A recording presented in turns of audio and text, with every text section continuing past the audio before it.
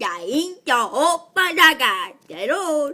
Hi, sorry I'm late. You know what tomorrow is? Banishment. Oh, all right. Ha! Oh, did I ever tell you about Tinkletown? Okay. What is it? I used to deliver the mail there. Oh, oh, did I ever tell you about the town that didn't get pooped? Nope. I suppose one more story won't hurt.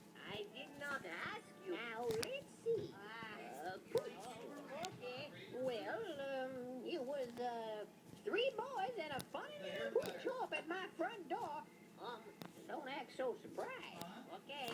But, yep, three boys and a funny little poop shop at my front door. Why, if I hadn't had a winch on my truck, they'd probably still be there today. That's right. Now, those weren't their real names. We'll get to that later. But boy, were they in for a surprise when they got to my truck. No, wait. If you don't get some sleep, you're gonna be pooped tomorrow. Oh, no. So let's just close our little eyes. Nope. Don't act so confused. Nope. Oh, all right. That's awfully nice of you. That's right. So let's just close our little